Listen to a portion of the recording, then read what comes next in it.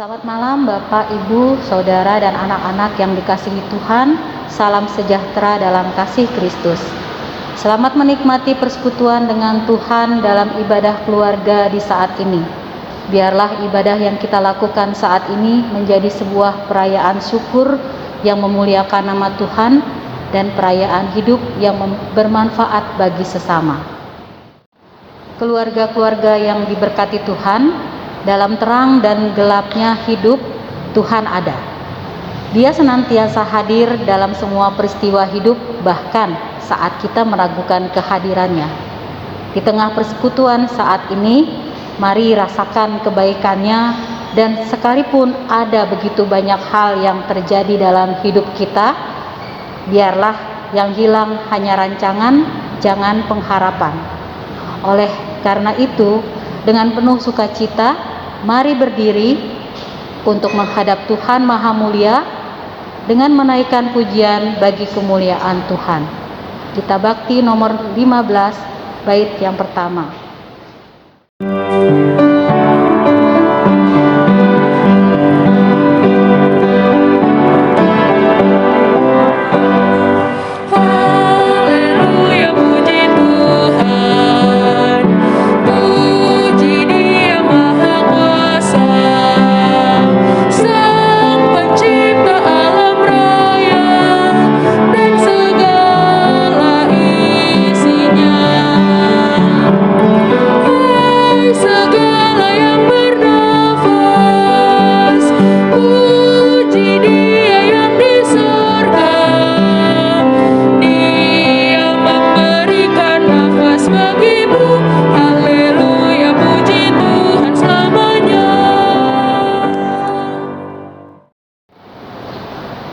Mari berdoa.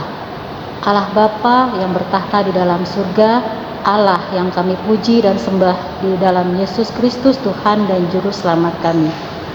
Di malam hari ini kami kembali datang ke hadirat-Mu yang kudus, mengucap syukur dan berterima kasih atas segala berkat anugerah yang Kau limpahkan kepada kami. Terima kasih Tuhan kalau pada saat ini kami boleh beribadah keluarga. Kiranya Engkau memberkati kami semua. Biarlah kami boleh merasakan sukacita yang daripada Tuhan ketika kami beribadah bersama-sama. Terima kasih Tuhan, pimpinlah ibadah kami ini dari awal sampai akhir. Hanya di dalam nama Yesus Kristus kami berdoa. Amin. Mazmur pasal 3 ayat 4 sampai 5, pujian kepada Allah kita akan bacakan secara bergantian. Tetapi Engkau, Tuhan, adalah perisai yang melindungi aku.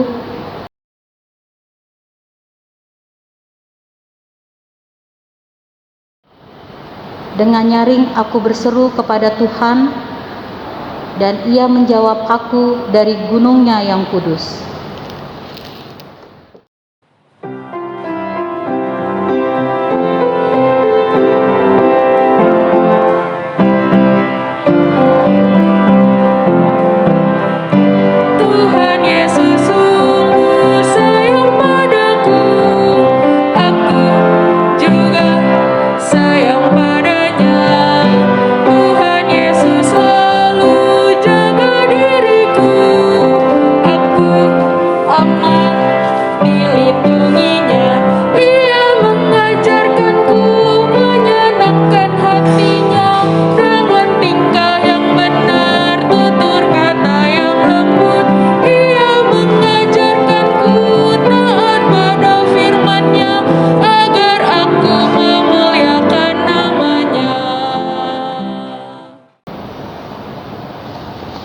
Jemaat yang dikasihi Tuhan Yesus Kristus, kita akan masuk dalam pemberitaan firman. Bersama-sama kita akan membaca dan merenungkan firman Tuhan. Di malam ini sebelum kita melaksanakan pembacaan Alkitab dan perenungan, marilah kita bersatu dalam doa. Kita mohon bimbingan Roh Kudus. Kita berdoa. Engkau Bapa yang baik, Engkau Bapa yang penuh kasih, Engkau Bapa yang maha mulia dan murah hati, menyertai, mengampuni, menuntun kami. Di malam ini ya Bapa, di tengah-tengah aktivitas kami dalam berbagai kegiatan, di sepanjang minggu ini. Kasih Tuhan tak pernah berhenti, selalu ada dan hadir bagi kami.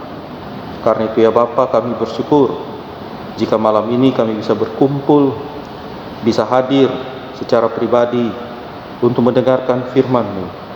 Semuanya karena kasih Tuhan yang memberikan kami waktu yang terbaik dan terindah untuk duduk bersama maupun duduk secara pribadi mendengarkan sabda Tuhan disampaikan. Ya Bapa, curahan Roh Kudus-Mu kiranya menjadi sumber hikmat dan bijaksana, agar kami memahami setiap firman yang dibacakan, dan oleh kuasa Roh Kudus kami diberi keberanian untuk melakukannya, untuk berjuang terus dan tangguh dalam berhadapan dengan berbagai tantangan yang kami lakukan sesuai dengan firman-Mu, sehingga apapun yang ada di hadapan kami lalui dengan penuh harap, penuh iman dan kasih, sehingga mengalami sukacita karena berkat-berkat Tuhan yang selalu dipersiapkan Allah dalam kehidupan. Kami berdoa dan menyerahkan perenungan ini ya Bapa ke dalam tangan pengasihan Tuhan. Kiranya dimanapun kami berada, firman Tuhan akan menjadi kekuatan bagi kami dan mendatangkan berkat bagi setiap orang yang ada di sekitar kami. Ya Bapa, berfirmanlah bagi kami anak-anak-Mu yang dengan penuh sukacita dan syukur mendengarkan firman Tuhan. Di dalam nama Tuhan Yesus Kristus, firman yang hidup, kami berdoa pada Bapa di sorga. Amin. Jemaat yang dikasihi Tuhan Yesus Kristus, marilah kita berdiri untuk mendengarkan firman Tuhan yang akan dibacakan dari Alkitab, yaitu dari kitab 1 Tesalonika pasalnya yang kelima, ayatnya yang ke-17 sampai dengan 18. Walaupun tertulis dalam Sabda Guna Dhamma Tidak ayat 18, tapi kita akan membaca dari 1 Tesalonika pasal 5 ayat 17 dan 18 yang menyatakan bagi kita demikian.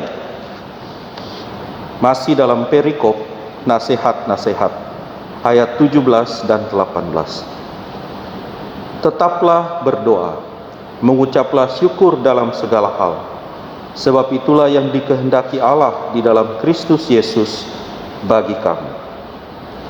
Jemaat Tuhan, demikianlah pembacaan Alkitab kita di malam hari ini. Terpujilah Tuhan Yesus Kristus, Sang Juru Selamat. Haleluya.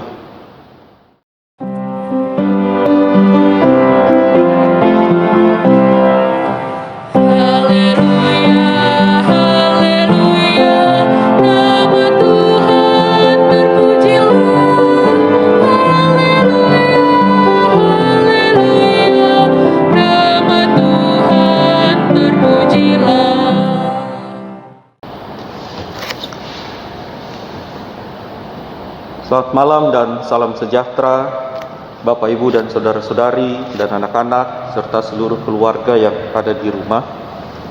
Di malam hari ini, pada minggu kelima sesudah Pentakosta, hari Rabu 30 Juni 2021, kita bersyukur karena kasih Allah tetap setia, ada, hadir, dan tak pernah berhenti menguatkan dan menyertai kita semua. Bacaan kita sebagaimana tadi kita baca dalam Alkitab, yaitu terambil dari 1 Tesalonika pasalnya yang kelima ayat 17 sampai dengan ayatnya yang ke-18, dengan judul perikop renungan yaitu tekun dalam doa dan bersyukurlah. Nah, judul ini terambil dari pengalaman dan juga tulisan-tulisan yang ada dalam kitab 1 Tesalonika tadi, yaitu pasal 5 ayat 17 sampai 18. Jemaat yang Tuhan Yesus kasihi, ayat yang ke-17 dan 18 dalam pasal 5 ini merupakan bagian dari perikop yang berjudul nasihat-nasihat. Nasihat Paulus terhadap orang-orang yang ada di Tesalonika, umat Allah yang di Tesalonika, agar mereka tetap hidup dalam sukacita, pantang mundur, terus berusaha, terus berjuang, dan dengan teguh hati dalam keteguhan iman melaksanakan tugas tanggung jawab mereka sehari-hari di rumah, di tengah keluarga, maupun dalam aktivitas pekerjaannya, tetapi sekaligus juga melaksanakan panggilan sebagai umat yang percaya yang telah hidup di dalam Tuhan Yesus Kristus dalam keadaan yang terbaik, ya, dalam keadaan yang sangat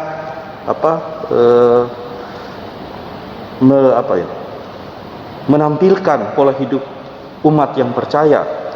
Maksudnya kalau kita lihat ayat 17 secara sederhana, supaya disebutkan tetaplah berdoa dan senantiasa mengucap syukur.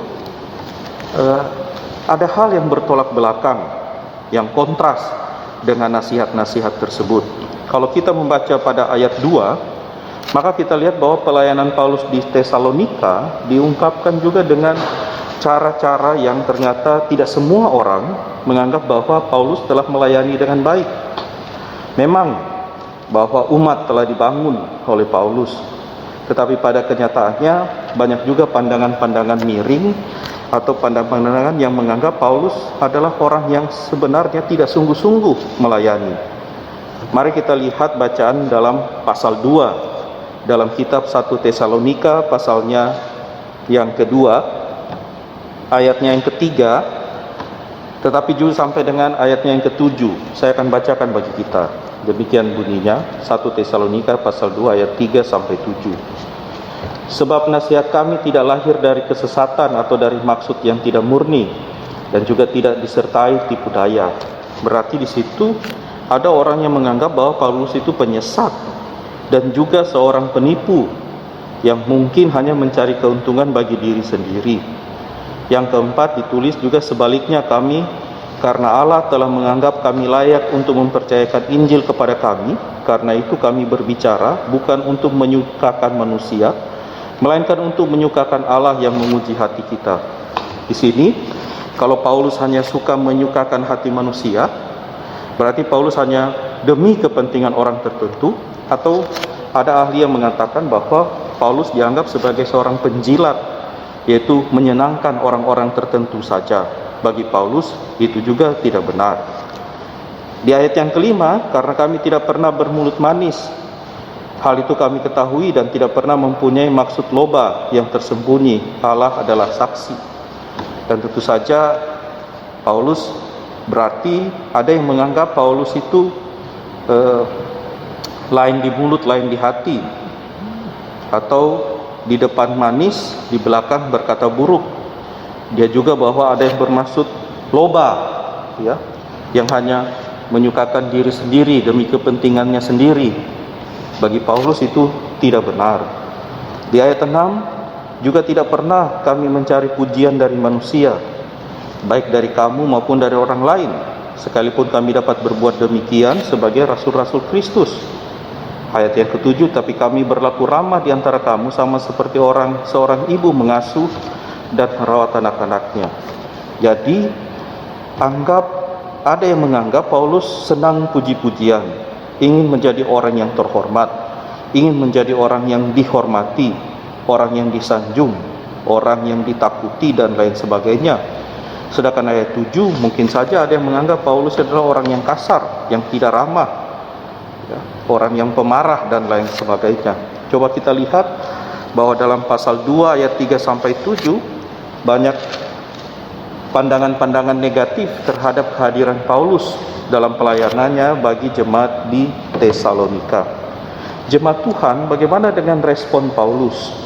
Apa yang dia lakukan terhadap orang-orang yang seperti itu? Ternyata Paulus melihat itu sebagai bagian dari cara menghadirkan kuasa Allah.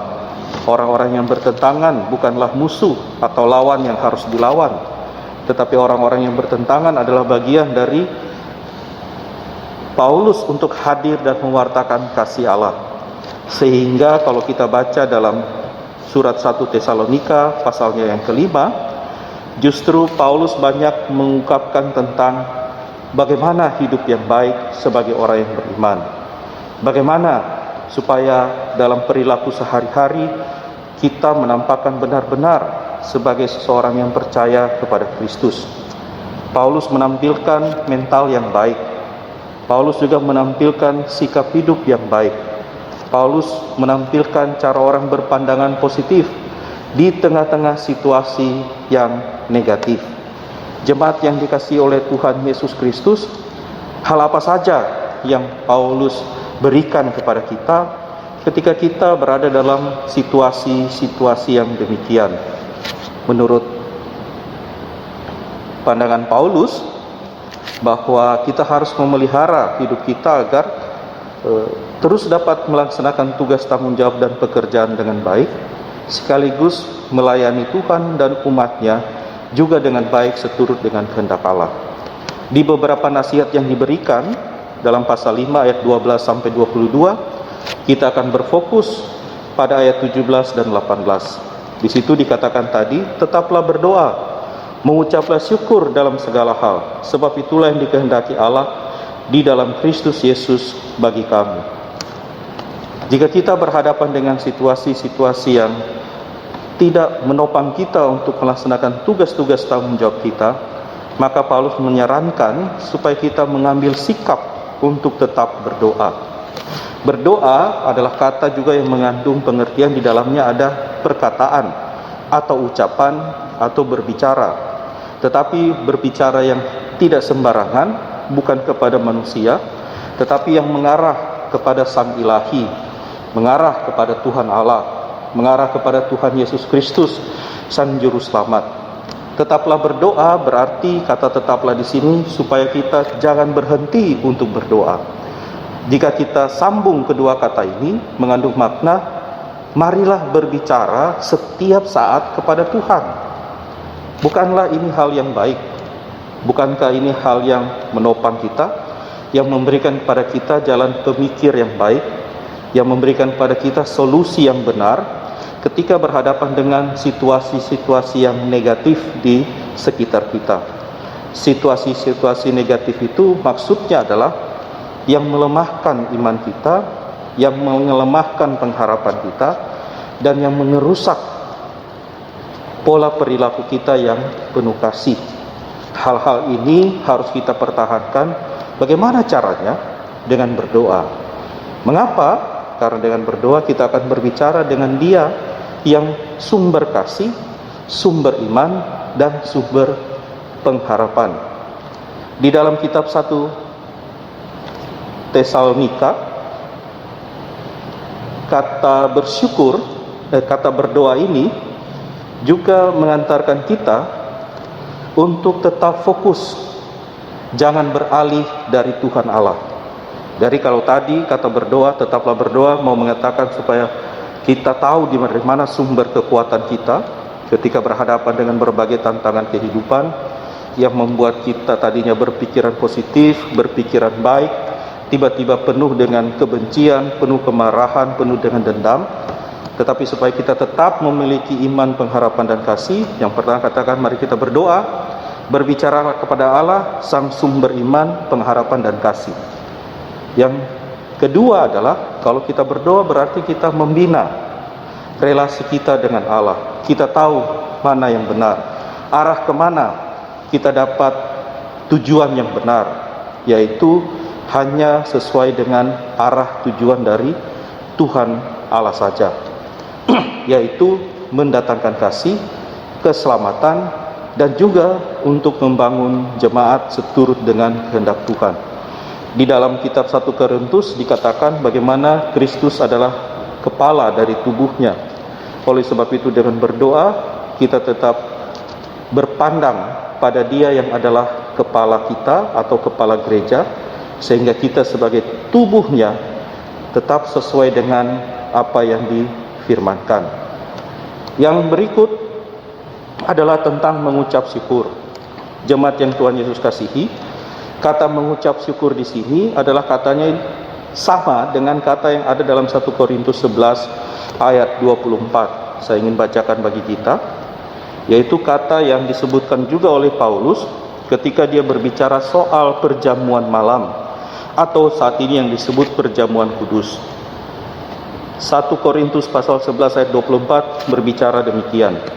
Dan sesudah itu ia mengucap syukur atasnya, ia memecahkannya dan berkata, inilah tubuhku yang kuserahkan bagi kamu, perbuatlah ini menjadi peringatan akan aku.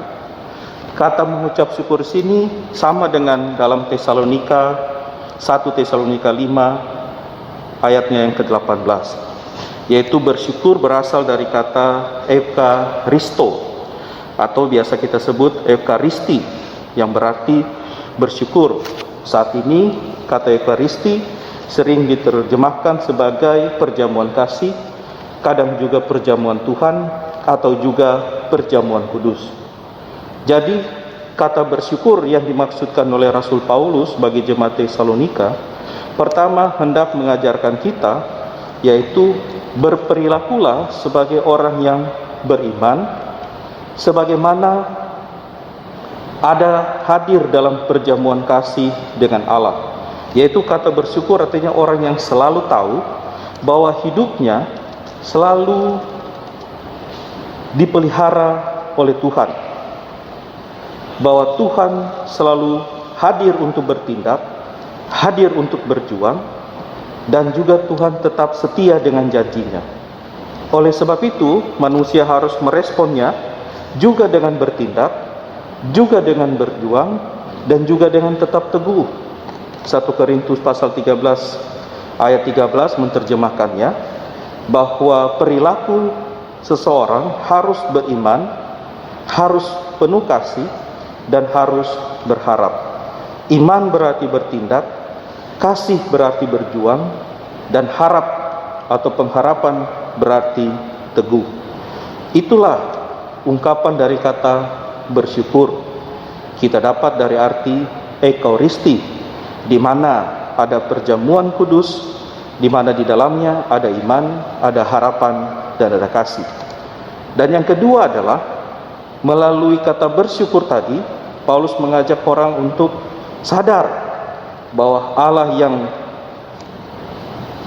telah hadir melalui Yesus Kristus akan terus memelihara, mendampingi, dan beserta. Dengan kata lain, bahwa Allah tidak pernah meninggalkan. Itu yang kedua.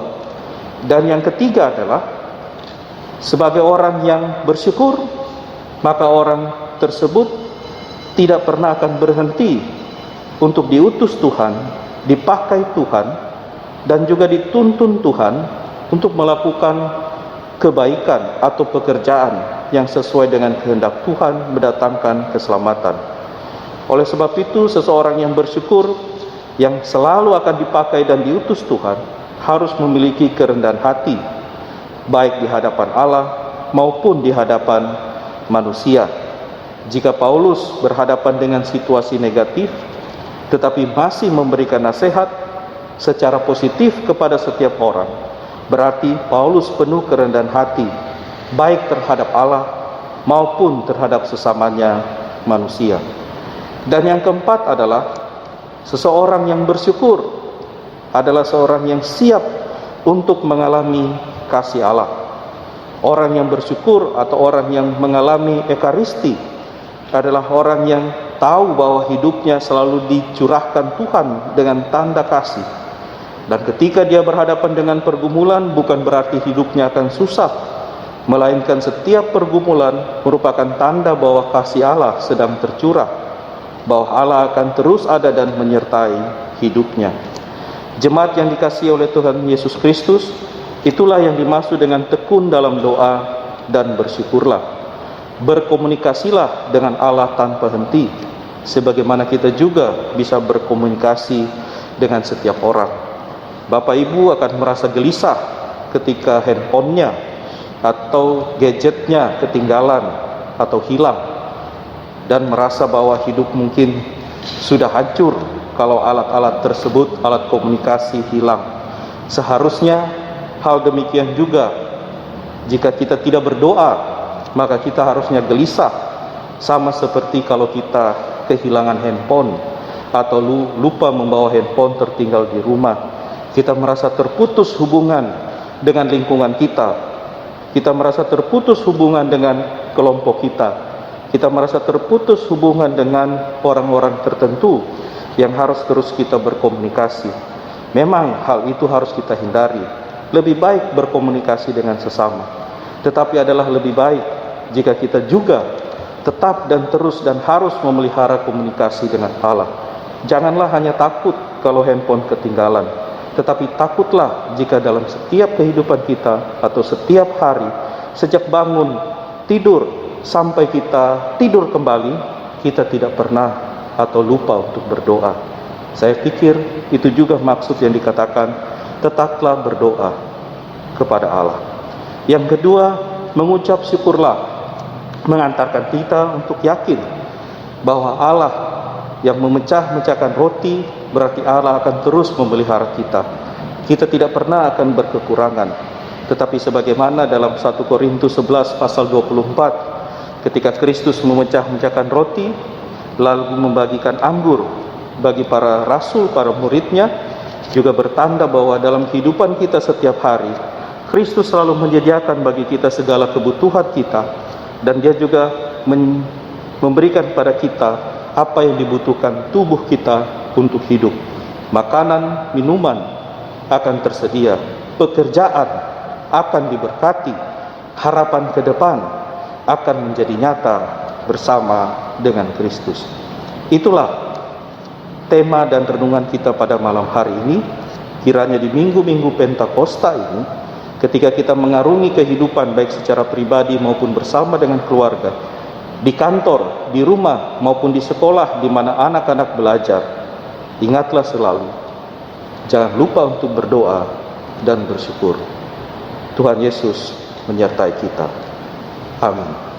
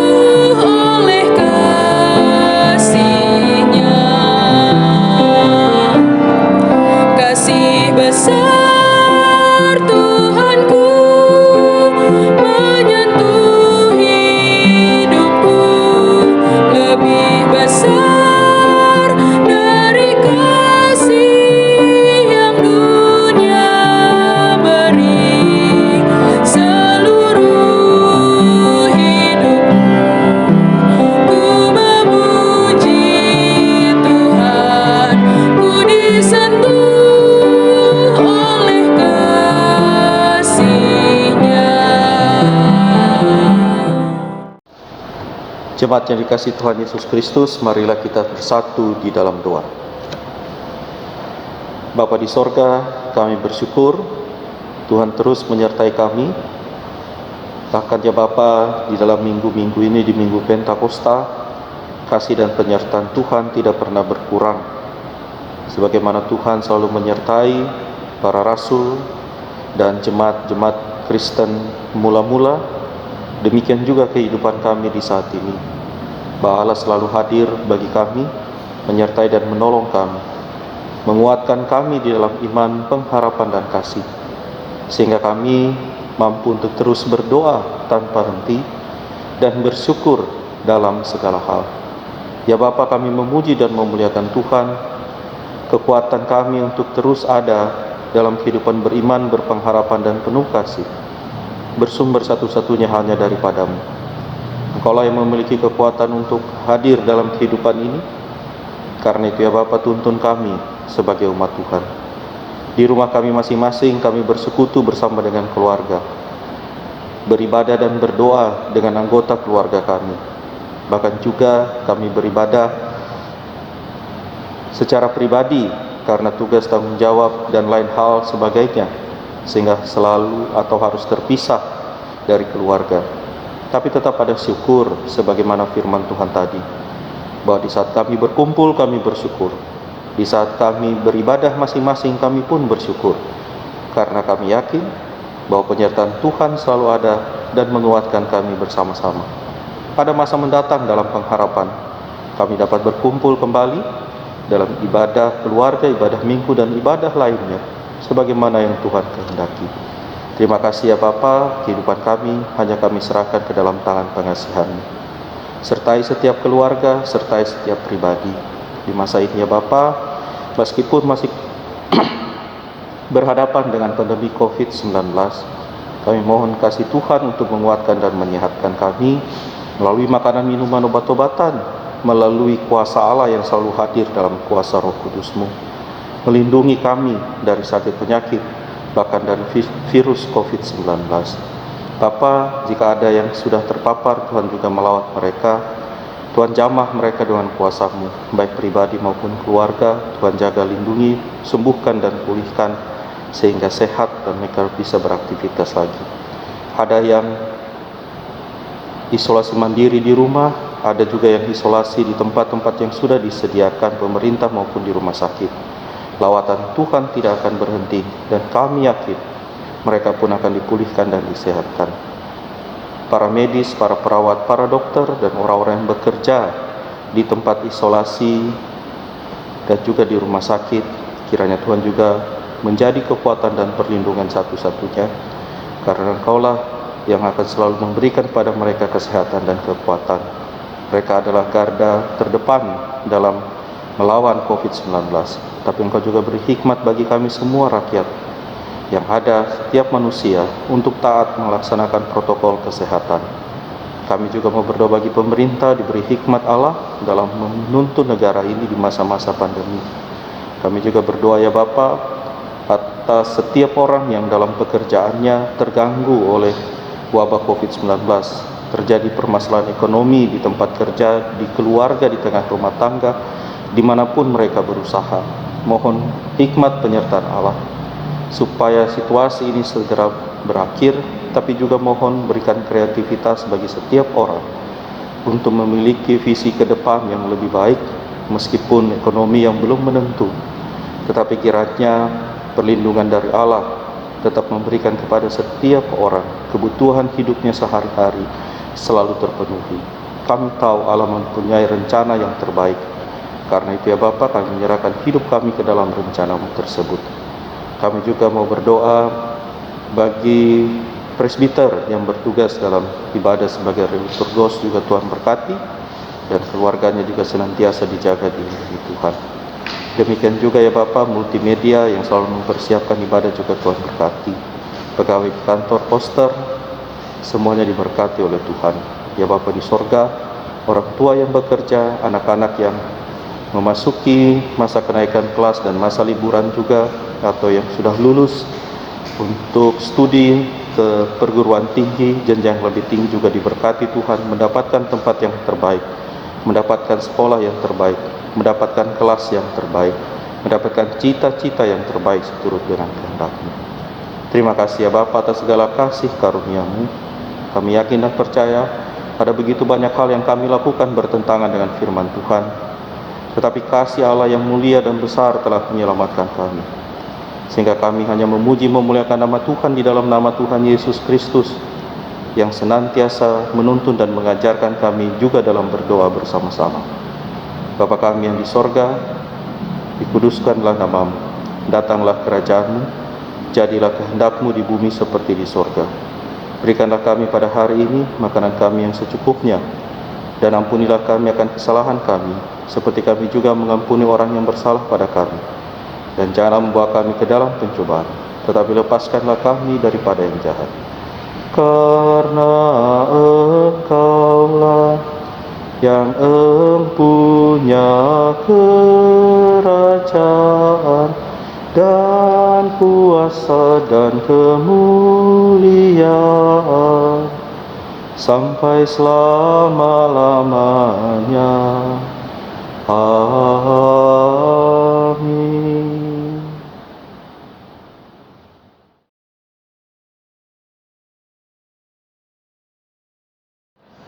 Bapak, Ibu, Saudara, marilah kita memberi persembahan kepada Tuhan dengan mengingat nas Alkitab dari 2 Korintus pasal 8 ayat 7 yang mengatakan, "Maka sekarang sama seperti kamu kaya dalam segala sesuatu, dalam iman, dalam perkataan, dalam pengetahuan, dalam kesungguhan untuk membantu, dan dalam kasihmu terhadap kami.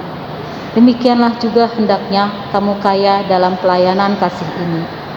Tuhan memberkati saudara dan persembahan saudara.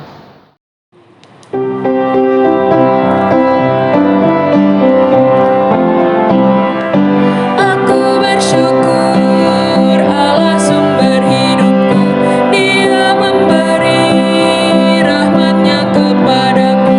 Puji dan syukur ku naikkan kepadanya, yang maha kudus di surga terpujilah. Dia sumber hidupku, baginya syukur dan pujian selamanya. Mari berdiri untuk mendoakan persembahan yang telah kita kumpulkan. Mari kita berdoa. Ya Allah, Sang Pemilik kehidupan kami, inilah persembahan syukur kami untuk setiap nikmat yang Engkau beri. Ajarkanlah kami untuk mensyukuri setiap hal yang kami miliki dalam hidup ini dan menjadikannya berkat bagi sesama kami. Dalam nama Yesus Kristus, Sang Sumber Berkat, kami berdoa. Amin.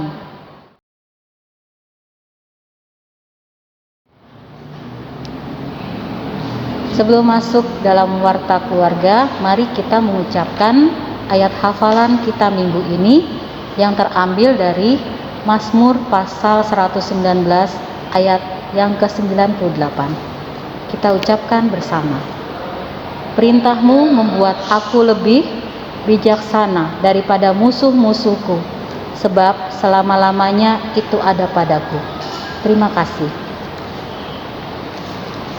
Majelis dan warga jemaat GPIB Jemaat Marturia DKI Jakarta mengucapkan terima kasih kepada Bapak Pendeta Rocky S. Karinda yang telah melayani ibadah keluarga malam ini. Tuhan Yesus memberkati pelayanan Bapak dan keluarga. Ucapan terima kasih juga kepada prokantor, pemusik, dan multimedia. Tuhan Yesus memberkati. Warta singkat, ibadah keluarga 30 Juni 2021. Ibadah sakramen perjamuan kudus akan dilaksanakan pada hari Minggu 4 Juli 2021 pukul 9 WIB secara live streaming dan jemaat masih beribadah di rumah. Anggur akan diberikan melalui korsek dan wakorsek masing-masing. Demikian warta singkat, atas perhatiannya kami ucapkan terima kasih.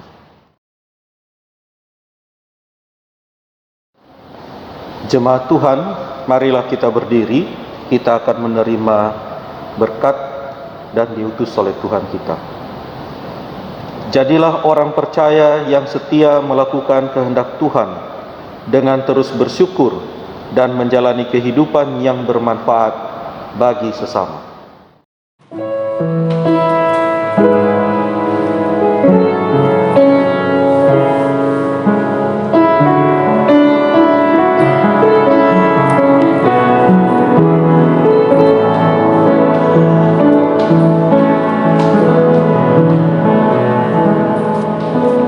Dari semula telah Kau tetapkan hidupku dalam tangan-Mu, dalam rencana-Mu Tuhan. Rencana indah telah Kau tetapkan bagi masa depanku yang penuh harapan. Semua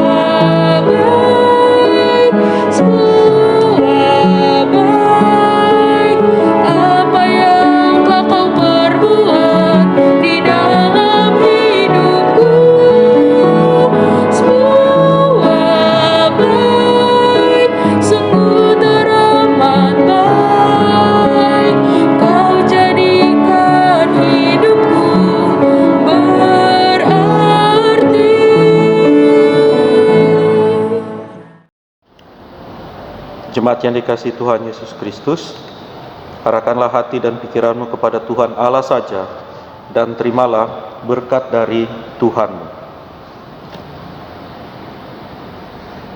Kasih karunia Tuhan Yesus Kristus dan kasih Allah dan persekutuan Roh Kudus menyertai kamu sekalian dari sekarang sampai selamanya. Amin.